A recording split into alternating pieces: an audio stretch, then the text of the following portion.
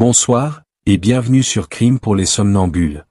Ce soir, nous ouvrons une porte que l'on aurait peut-être préféré laisser close.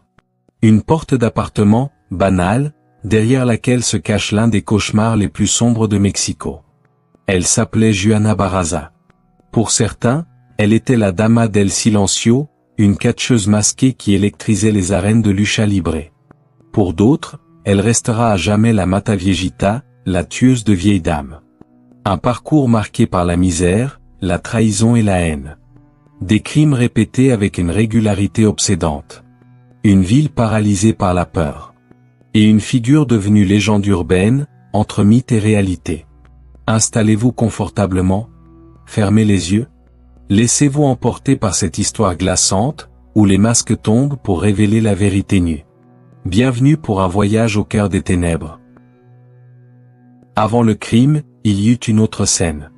Non pas les rues sombres de Mexico, mais la lumière crue des projecteurs, le vacarme des foules, les odeurs de bière renversée et de sueur collective. Juana Barraza n'était pas encore la Mata Viejita, la tueuse de vieilles dames.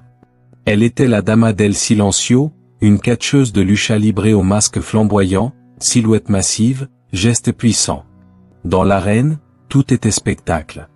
Les coups portés n'étaient pas seulement violence, ils étaient chorégraphie, mythe populaire, théâtre de force et de douleur.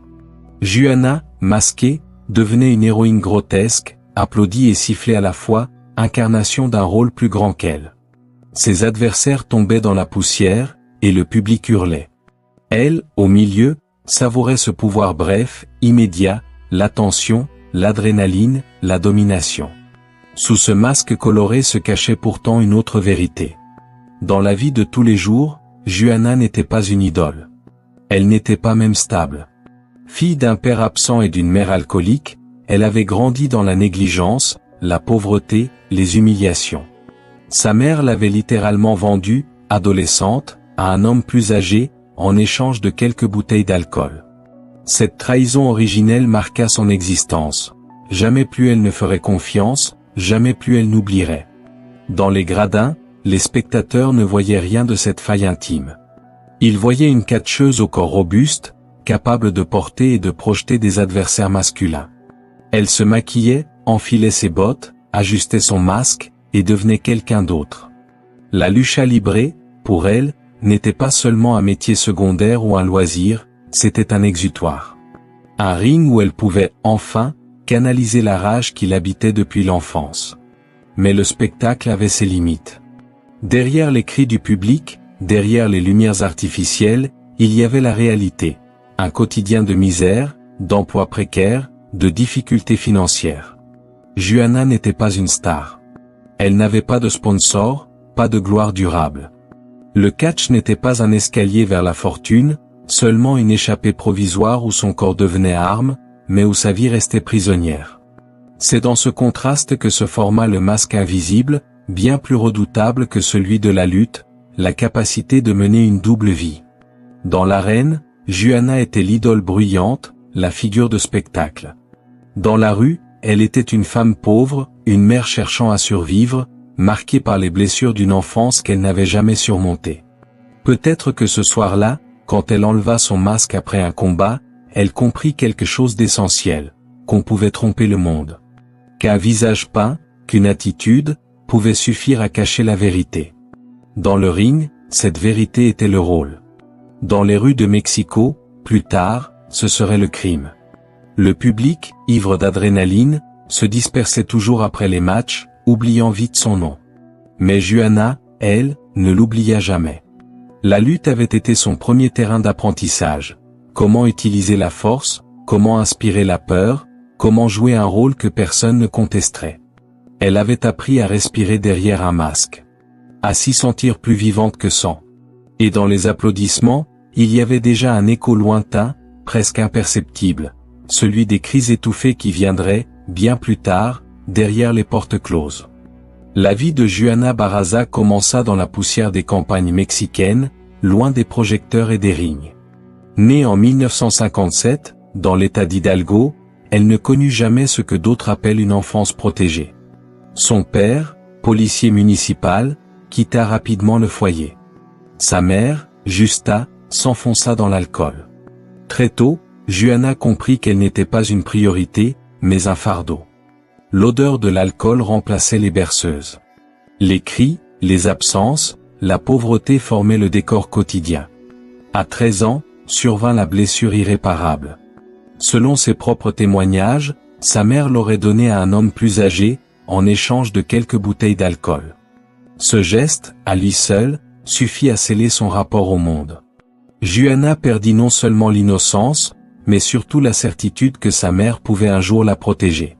Elle resta des années sous l'emprise de cette relation forcée, subissant ce qu'aucun enfant n'aurait dû connaître. Et dans ce silence imposé, une rancune s'installa, profonde, définitive. Une haine qui ne la quitterait plus jamais. Plus tard, bien après son arrestation, elle répéterait toujours la même phrase, « Je hais ma mère ». Pour elle, tout commençait là. Dans cette trahison, dans cette douleur transformée en poison. Elle voyait, dans chaque femme âgée, une ombre de Consuelo.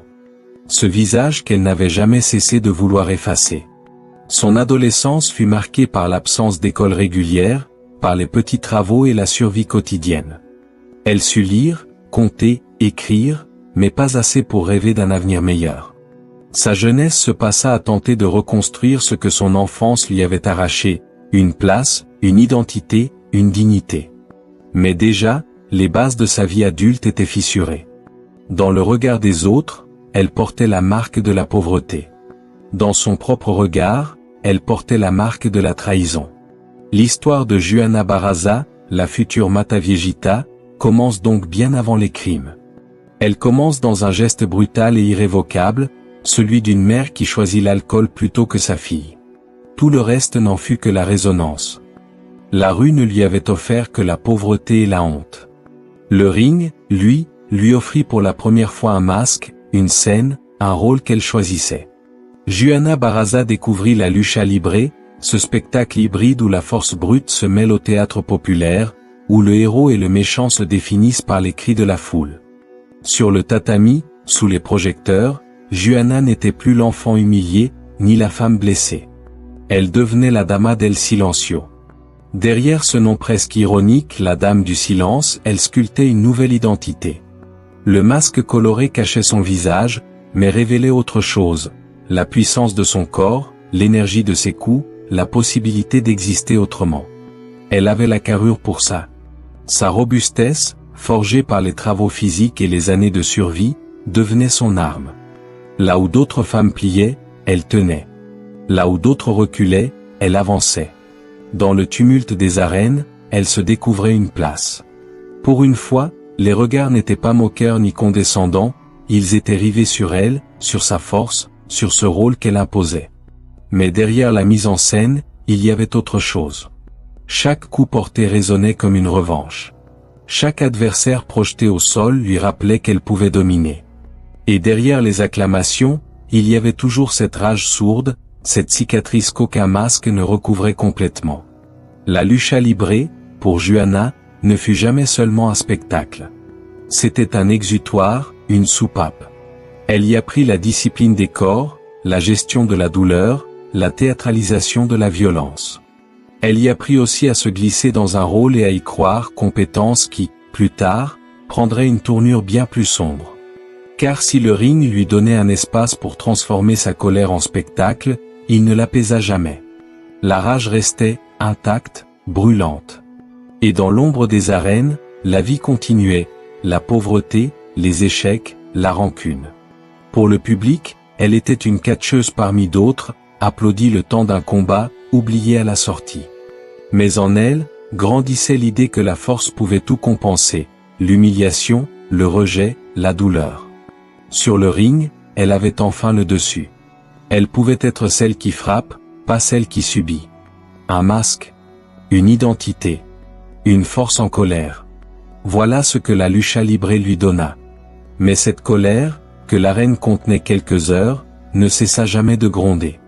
Et quand les projecteurs s'éteignirent, elle continua de chercher un exutoire. Les années 1990 n'apportèrent ni gloire ni répit à Juana Barraza. Le ring ne payait pas les factures. Elle vivait de petits boulots, vendeuse ambulante, gardienne, parfois lutteuse occasionnelle. Toujours à la limite de la misère. Le masque de la catcheuse n'était qu'un rôle intermittent, le reste du temps, elle redevenait une femme pauvre, marquée par l'usure, par l'amertume, par un passé qui ne cessait de la hanter. Sa rancune contre les femmes plus âgées ne s'éteignit jamais. Dans ses souvenirs, sa mère revenait sans cesse, spectre humiliant, blessure béante. Justa avait trahi sa propre fille, et dans l'esprit de Juana, chaque vieille femme rencontrée portait une part de ce visage. Une haine qui, lentement, devint moteur. À Mexico, la ville grondait d'une autre violence. Les quartiers populaires s'étendaient, les inégalités se creusaient, et la capitale se couvrait d'ombre. C'est dans ce contexte que, dès le milieu des années 1990, les premiers corps commencèrent à apparaître. Toujours les mêmes profils, des femmes âgées, vivant seules, souvent de conditions modestes. Elles étaient retrouvées chez elles, étranglées avec une écharpe, un câble, parfois à main nue. Des scènes d'une brutalité simple, directe, sans mise en scène apparente. Pour les familles, le choc fut immense. Pour les voisins, un frisson parcourait les immeubles, une peur sourde naissait, celle qu'un tueur rôde dans les couloirs. Mais à l'époque, personne ne voyait de lien. Dans une ville comme Mexico, la criminalité était omniprésente. Une femme assassinée pouvait être le résultat d'un vol, d'une agression opportuniste, d'une querelle. Ces crimes furent classés comme des faits divers isolés, des drames urbains noyés dans la masse. Et pourtant, déjà, un fil rouge existait. Derrière chaque étranglement se cachait la même rage, la même main, le même passé qui ressurgissait.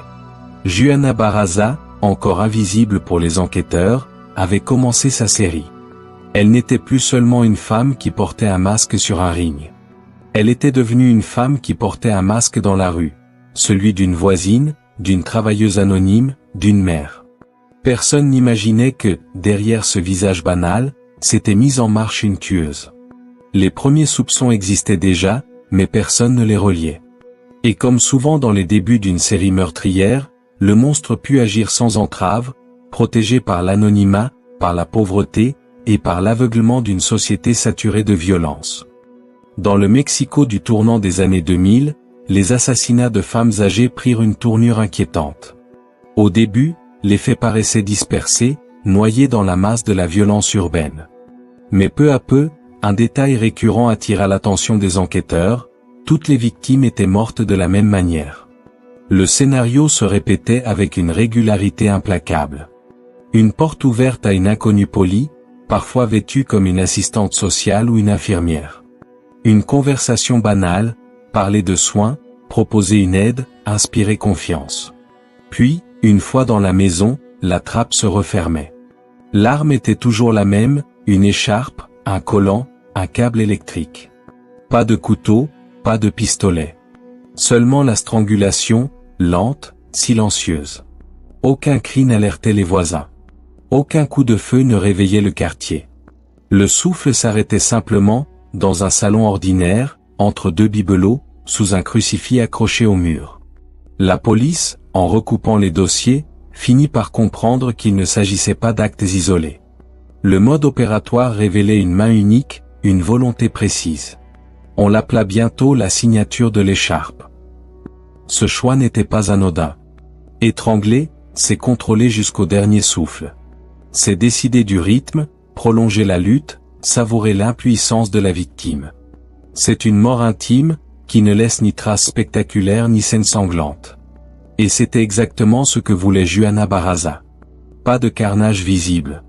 Pas d'armes bruyantes. Seulement la sensation d'écraser, de maîtriser, d'effacer. Chaque meurtre renforçait son assurance. Chaque visite laissait derrière elle un corps sans bruit, une maison plongée dans le silence. Les enquêteurs découvrirent parfois des indices mineurs, une trace de lutte dans un couloir, un meuble déplacé, mais jamais assez pour identifier le coupable. Dans les quartiers populaires, les rumeurs enflaient. Les vieilles femmes se barricadaient, méfiantes. Certaines craignaient d'ouvrir à leur propre voisine. Mais pour Juana, cette peur collective n'était qu'un écran de fumée. Elle n'avait besoin que d'un instant de confiance, d'un sourire accepté, pour franchir le seuil. Et une fois entrée, il était déjà trop tard. La signature de l'écharpe devint son son invisible. Les policiers la cherchaient sans savoir encore à quoi elle ressemblait. Les familles pleuraient, les journaux parlaient d'un fantôme. Et Juana, derrière son visage banal, poursuivait son œuvre en silence.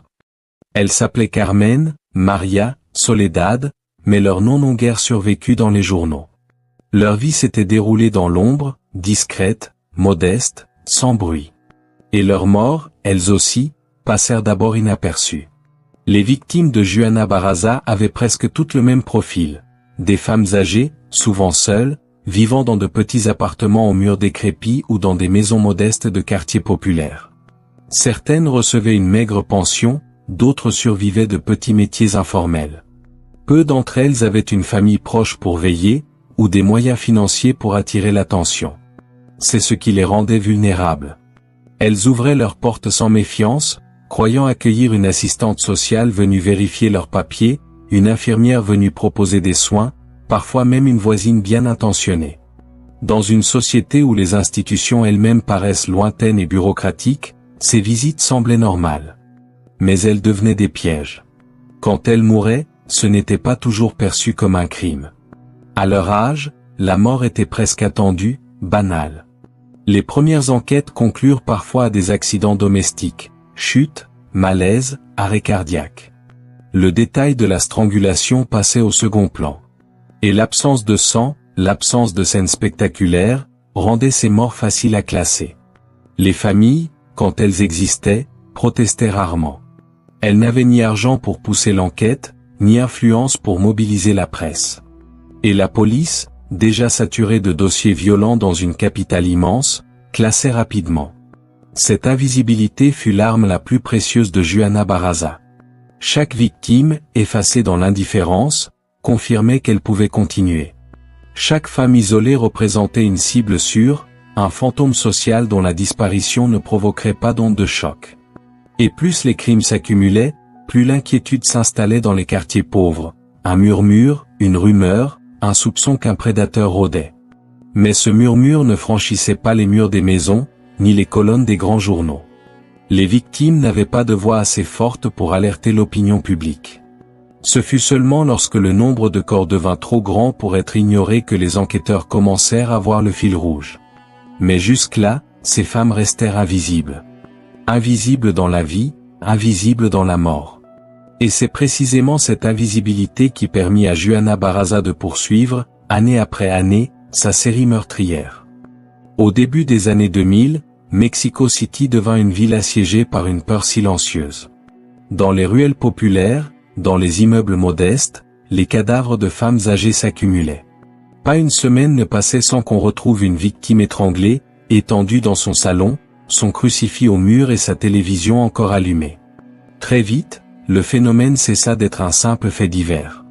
La presse locale s'en empara, puis la presse nationale. Les gros titres annonçaient l'existence d'un tueur en série, et les rumeurs prirent le relais. La ville tout entière se mit à trembler.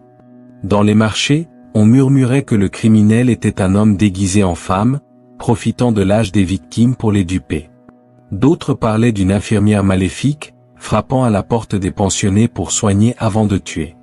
Certains allaient jusqu'à imaginer une secte ou un rituel occulte.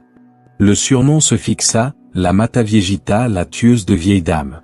Mais derrière le sensationnalisme, la peur était bien réelle. Les femmes âgées, désormais, s'enfermaient chez elles, double tour aux portes, rideaux tirés. Les familles suppliaient leur mère et leur grand-mère de ne plus ouvrir à personne. Les voisins surveillaient les allées et venues, mais dans une ville de 20 millions d'habitants, cette vigilance était une goutte d'eau. La police, de son côté, était débordée. Le nombre de meurtres dépassait la dizaine, puis la vingtaine. La piste se brouillait sans cesse, chaque scène de crime ressemblait à la précédente, mais aucun témoin fiable ne permettait de décrire l'agresseur. Une silhouette grande, trapue, parfois perçue comme masculine. Ou bien une femme massive, en habit d'infirmière. Les descriptions se contredisaient, accentuant la confusion. La peur se transforma en psychose collective. Des dizaines d'arrestations eurent lieu, souvent arbitraires. Des travestis, des prostituées, des infirmières furent accusées à tort, relâchées faute de preuves. L'opinion publique, frustrée, réclamait un coupable. Mais le fantôme continuait à tuer. Dans les quartiers les plus pauvres, la panique prit une dimension quasi superstitieuse. On murmurait que le tueur n'était pas humain, qu'il pouvait changer de visage.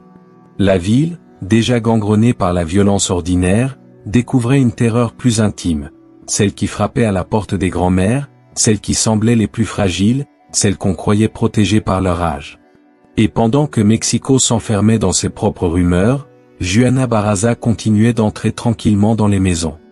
Avec une voix douce, un prétexte banal. Et son arme invisible, la confiance. La police de Mexico se lança dans une enquête tentaculaire, mais l'ombre de la Mata Viejita se dérobait à chaque pas. Les enquêteurs multiplièrent les portraits robots. Mais les témoins, souvent des voisins apercevant une silhouette dans un couloir ou des survivantes encore sous le choc, donnaient des descriptions contradictoires. Certains parlaient d'un homme travesti, grand et trapu, aux gestes brusques. D'autres juraient avoir vu une femme imposante, en blouse d'infirmière, portant une mallette médicale. Les visages dessinés ne se ressemblaient pas. La presse s'en empara, publiant plusieurs versions côte à côte, accentuant la confusion. Cette confusion fut d'autant plus grande qu'à l'époque, peu de gens pouvaient concevoir qu'un tueur en série puisse être une femme. L'imaginaire collectif associait ce type de violence à la figure masculine. Les femmes, elles, étaient vues comme empoisonneuses, intrigantes peut-être, mais rarement comme des prédatrices physiques, capables d'étrangler de leurs mains. Les enquêteurs eux-mêmes, piégés par leurs préjugés, cherchaient d'abord un homme. Les arrestations arbitraires se multiplièrent. Des femmes transgenres furent interpellées, soupçonnées sur la base de leur apparence. Des infirmières furent menacées, parfois humiliées publiquement.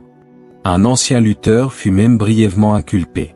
Chaque piste semblait crédible un instant, avant de s'effondrer faute de preuves. Et pendant ce temps, les cadavres continuaient de s'accumuler. La ville vivait dans un paradoxe cruel. Plus la peur grandissait, plus la traque semblait s'enliser. La police, sous pression politique et médiatique, annonçait régulièrement des progrès, mais rien ne permettait d'arrêter l'hémorragie.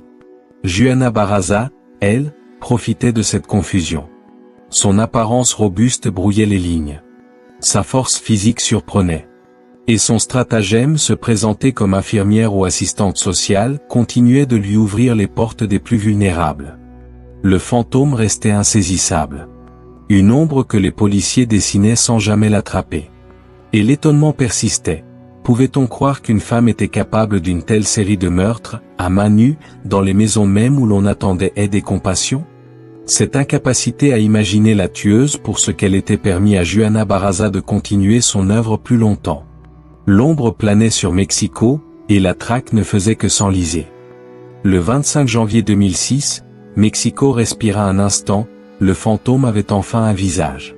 Ce jour-là, dans le quartier de Venustiano Carranza, une femme âgée fut retrouvée étranglée dans son appartement. Mais, cette fois, le destin ne joua pas en faveur de la tueuse. Un voisin aperçut une silhouette sortir précipitamment de l'immeuble. Une femme robuste, vêtue d'un manteau rouge, les cheveux blonds teints, un sac à la main. Quelque chose dans son allure trahissait l'urgence, la fuite. Les habitants, déjà terrorisés depuis des années, réagirent aussitôt. Ils alertèrent la police. Lorsque les agents arrivèrent, la suspecte fut rapidement cernée. Dans son sac, on retrouva le stéthoscope et les papiers volés de la victime. Plus loin, des témoins confirmèrent avoir vu la même femme frapper à plusieurs portes du quartier, se présentant comme une assistante sociale venue distribuer des aides gouvernementales. Son arrestation fut brutale. Fini, l'ombre insaisissable. Fini, les portraits robots contradictoires. Sous les yeux médusés des policiers se trouvait non pas un homme travesti, non pas une infirmière démoniaque inventée par les rumeurs, mais Juana Barraza, 48 ans, ancienne catcheuse de lucha libre. Le choc fut immense. La presse s'empara de son passé de lutteuse, la Dama del Silencio, la catcheuse masquée, révélée comme étant la tueuse de vieilles dames. Les photos circulèrent aussitôt, une femme large d'épaules, cheveux décolorés, très durs. Ce contraste entre son masque de rygne et ses crimes réels frappa l'imaginaire collectif. Pour les habitants de Mexico, ce fut à la fois un soulagement et une stupeur. La Mataviejitas n'était pas l'homme déguisé en femme qu'on imaginait. C'était bel et bien une femme, une mère, une figure ordinaire, et pourtant responsable d'une série de meurtres qui avaient glacé la capitale pendant plus de 6 ans. Dans les commissariats, les policiers eux-mêmes avouaient leur surprise, « Nous cherchions un homme. Nous ne pensions pas qu'une femme pouvait étrangler ainsi. » Ces aveux collectifs mettaient en lumière l'aveuglement qui avait retardé son arrestation. Le masque venait de tomber. Derrière la lutteuse, derrière l'assistante sociale inventée, derrière les préjugés, il ne restait plus qu'une vérité nue. Juana Barraza, prise en flagrant délit, venait de révéler qu'un monstre peut avoir le visage d'une voisine. Le procès de Juana Barraza ne fut pas seulement une affaire judiciaire. Ce fut un spectacle, un choc culturel, une mise en scène macabre où l'image du ring se superposait à celle du tribunal. Dès son arrestation, les preuves commencèrent à s'empiler comme des briques dans un mur impossible à franchir. Les empreintes digitales retrouvées sur plusieurs scènes de crime correspondaient. L'ADN prélevé sur les objets des victimes confirma la présence de Juana. Des témoins, anciens voisins ou rescapés de ses approches, vinrent déposer. Tous la reconnurent, parfois avec effroi, parfois avec un soulagement amer. Mais ce qui frappa le plus, ce fut le symbole du masque. Le masque de catcheuse qu'elle avait porté sous le nom de la Dama del Silencio fut brandi dans les médias comme la métaphore ultime de sa double vie.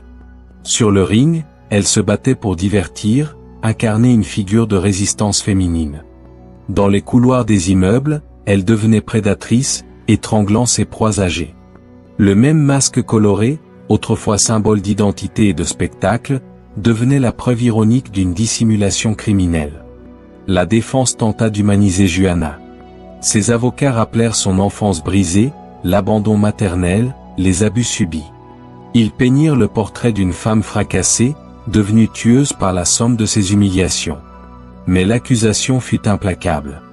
Elle la présenta comme une tueuse méthodique, motivée par une haine viscérale des figures maternelles, utilisant la ruse et la force pour répéter un rituel sanglant. Le public, lui, oscillait entre fascination et répulsion. Dans les journaux, on lisait des titres à sensation, la catcheuse de la mort, la tueuse masquée, la Mataviejita devant la justice. Les images de son masque posé sur les bancs du tribunal faisaient le tour du pays. En 2008, après un procès long et médiatisé, la sentence tomba, Juana Barraza fut condamnée à 759 ans de prison pour 16 meurtres confirmés et 12 tentatives. Même si la peine symbolique dépassait la durée de toute vie humaine, elle représentait la reconnaissance de l'horreur infligée à tant de victimes invisibles. Dans la salle, au moment de l'annonce, Juana resta figée. Pas de masque cette fois. Pas de catcheuse. Pas d'infirmière inventée. Juste une femme au visage dur, qui venait d'être dévoilée pour ce qu'elle était, la Mataviejita, tueuse de vieilles dames. Le procès des masques venait de s'achever. Et pour Mexico, ce fut à la fois la fin d'un cauchemar et le début d'une légende noire. Derrière les murs de la prison, les psychiatres et enquêteurs tentèrent de comprendre ce qui avait transformé Juana Barraza en prédatrice de grand-mère. Les dossiers s'empilaient, les entretiens s'accumulaient, mais un point revenait toujours, son obsession avec la figure maternelle. Son enfance avait laissé une cicatrice béante. Vendre sa fille contre quelques bières, ce geste de sa mère, simple en apparence mais écrasant en symbolique, resta gravé dans l'esprit de Juana comme une trahison absolue. Une blessure qui, loin de se refermer, s'était infectée au fil des ans. Dans son esprit, les femmes âgées, douces et vulnérables, n'étaient pas seulement des victimes faciles. Elles étaient des représentantes symboliques de cette mère haïe, des effigies sur lesquelles elle pouvait projeter sa rage. Les psychiatres appelèrent cela une revanche différée. Chaque étranglement devenait un rituel. En serrant ses mains ou en nouant une écharpe autour du cou d'une vieille femme, Juana étranglait encore et encore la figure maternelle qui l'avait brisée. C'était moins un meurtre qu'une répétition, une scène théâtrale rejouée à l'infini, où elle reprenait enfin le contrôle. Les entretiens révélèrent aussi une ambivalence troublante. Juana affirmait parfois avoir ressenti une forme de soulagement après ses crimes, une paix éphémère, comme si le poids de la haine s'était momentanément allégé. Mais cette paix disparaissait vite, et l'appel revenait, inéluctable. Ce qui glaça les observateurs, c'était la précision avec laquelle elle décrivait ses actes. Pas d'explosion de rage incontrôlée, pas de perte de conscience. Tout était réfléchi, calculé. Le choix des victimes isolées, âgées, souvent seules n'était pas seulement pratique. Il était hautement symbolique. Chacune devenait une mère de remplacement. Et chacune payait, par sa vie, le prix de la blessure originelle. Au tribunal comme dans les médias, cette explication psychiatrique eut un écho particulier. Le public, d'abord choqué par la simple idée d'une femme tueuse en série, commençait à comprendre que ces crimes n'étaient pas des accidents monstrueux mais un scénario psychologique répété, profondément enraciné dans une histoire personnelle. Mais comprendre n'effaçait pas. Dans les quartiers populaires de Mexico, on continuait de murmurer son surnom, la Mataviejita. Car si les psychiatres parlaient de mère de remplacement, les habitants, eux, ne voyaient que les vraies mères, grand-mères et voisines étranglées, dont les maisons restaient silencieuses. Au lendemain de son arrestation, Mexico se transforma en un immense théâtre médiatique. Chaque journal, chaque chaîne de télévision, chaque station de radio trouvait dans la Mataviejita un filon inépuisable. Les unes se succédèrent, la tueuse des vieilles dames, la catcheuse du crime, le masque du meurtre. Les titres rivalisaient de sensationnalisme, chacun cherchant à capter un public avide de comprendre ou de frissonner. Les photographies de Juana Barraza circulaient partout. Sur certaines, elle apparaissait menottée, le visage fermé, le regard dur. Sur d'autres, on retrouvait ses anciennes affiches de lucha libre, masques colorés et poings levés. Le contraste fascinait, la combattante du ring, applaudie par les foules, se confondait désormais avec la meurtrière qui avait glacé une capitale entière. La presse n'avait aucun scrupule à superposer ces deux images, créant une légende noire encore plus puissante. Les journaux à sensation publiaient des récits romancés, parlant d'une veuve vengeresse ou d'une infirmière démoniaque. Les talk-shows télévisés invitaient des psychiatres improvisés, des catcheurs à la retraite, des voisins qui juraient l'avoir croisé sans jamais soupçonner. Le surnom Mataviejita, inventé presque par dérision, devint une véritable marque. Il se murmurait dans les rues, s'imprimait sur les unes en caractères gras, se répétait dans les conversations. La tueuse n'était plus seulement une criminelle, elle était devenue une icône morbide, une figure mythifiée par les médias. Et, derrière les barreaux, Juana Barraza en était consciente. Les journalistes décrivirent une femme qui, parfois, semblait presque se nourrir de cette célébrité. Elle refusait certains entretiens, en acceptait d'autres, choisissant soigneusement ses mots. Elle n'était plus seulement une détenue, elle était devenue un mythe vivant, une légende sombre qui échappait à la justice ordinaire. Mais cette couverture médiatique est aussi un effet pervers. Dans le tumulte des gros titres, les victimes s'effacèrent. Leurs noms, leurs histoires, leurs visages disparaissaient derrière le masque médiatique de Juana. Les vieilles femmes qu'elle avait étranglées devenaient des numéros, des statistiques. Le spectacle avait pris le pas sur la tragédie. Mexico, obsédé par son nom et son visage, oubliait parfois l'essentiel. Derrière la Mataviejita, il y avait des dizaines de mères, de grand-mères, de voisines, réduites au silence. Le 31 mars 2008, la justice mexicaine rendit son verdict. Après 2 ans d'attente, de procédure, d'expertise et de témoignages, la Mataviejita reçut une peine hors du commun, 759 ans de prison. Une condamnation symbolique, puisque l'on savait bien qu'aucun être humain ne pouvait purger une telle durée, mais une manière pour le tribunal de marquer la gravité des crimes commis. Les charges retenues étaient écrasantes, 16 meurtres confirmés de femmes âgées, et 11 tentatives supplémentaires. Mais dans les couloirs de la justice et les colonnes des journaux, un autre chiffre circulait, plus terrifiant encore, plus de 40 victimes potentielles.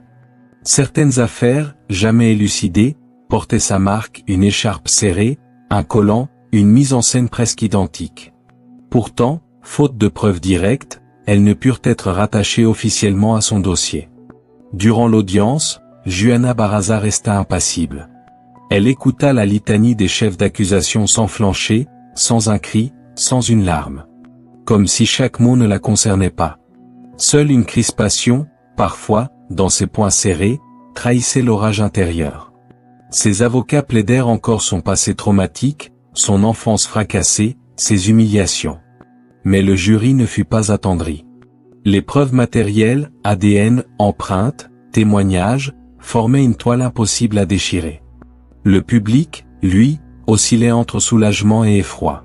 Soulagement de savoir que le cauchemar avait pris fin, que l'ombre ne rôdait plus dans les couloirs des immeubles. Effroi face à l'ampleur des crimes, à la révélation brutale qu'une femme, une ancienne catcheuse au masque coloré, avait pu devenir l'une des plus prolifiques tueuses en série du Mexique. Dans les journaux, les gros titres reprirent immédiatement la sentence, 759 anneaux para la Mataviejita. La démesure du chiffre devint un symbole en soi, un chiffre martelé dans les mémoires comme pour conjurer la peur. Mais derrière les colonnes de chiffres et les récits judiciaires, restait une vérité nue. Juana Barraza avait fait de la vulnérabilité des autres une proie, et de sa haine une arme. Et même après la sentence, une question demeurait, lourde et obsédante. Combien de femmes, réellement, avaient perdu la vie sous ses mains? Combien restaient dans l'ombre, sans nom, sans justice, invisibles à jamais? Derrière les hauts murs de la prison de Santa Marta à Catitla, à Mexico, Juana Barraza devint une détenue parmi d'autres, mais jamais vraiment ordinaire. Condamnée à 759 ans, elle savait que ses jours s'écouleraient désormais entre les couloirs étroits, les cours grillagés et les rituels carcéraux. Pourtant, la Mataviejita demeurait une figure à part.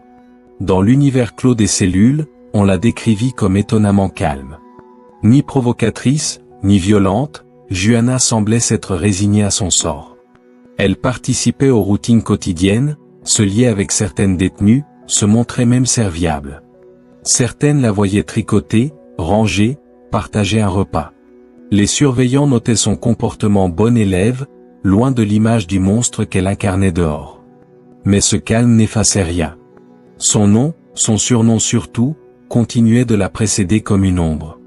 Dans la prison, les autres détenus l'appelaient parfois la catcheuse avec un mélange de curiosité et de crainte.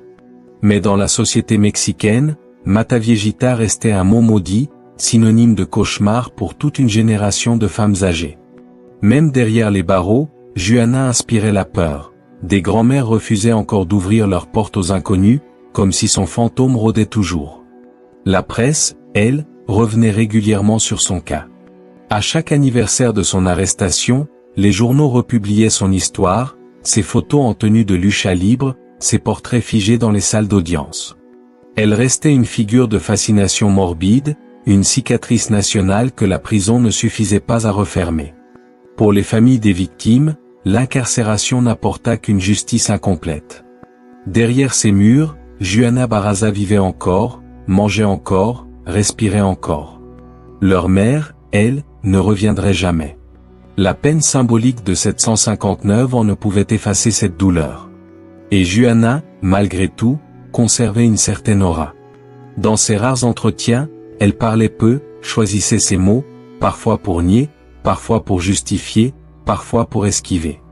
Elle continuait, d'une certaine manière, à contrôler son image, à garder une part de mystère. Dans l'ombre des barreaux, la Mataviejita ne disparaissait pas. Elle changeait simplement de scène. De la ville terrifiée aux murs de prison, elle restait une présence. Et chaque fois que son nom était prononcé, il réveillait les vieilles peurs, celles des portes qu'on n'ose plus ouvrir. Aujourd'hui encore, le nom de Juana Barraza résonne dans les ruelles de Mexico comme une légende urbaine. Les faits sont là, consignés dans les dossiers judiciaires, dans les archives de la police et les gros titres des journaux. Mais autour d'eux, une aura s'est construite, mélange de peur, de fascination et de récits populaires. La Mataviejita n'est plus seulement une criminelle. Elle est devenue un mythe noir. On raconte son histoire comme on raconterait celle d'un spectre, la femme qui portait un masque de lutte, qui frappait aux portes des vieilles dames et qui, dans le silence des appartements, étranglait jusqu'au dernier souffle. Une silhouette mi-humaine, mi-surnaturelle, que les enfants évoquent en chuchotant et que les adultes citent pour rappeler la vigilance. Dans les quartiers populaires, certaines grand-mères confient encore avoir changé leurs habitudes après son arrestation. On ne rouvre pas la porte à une étrangère, même si elle dit qu'elle vient de la mairie, répète-t-elle à leurs petits-enfants.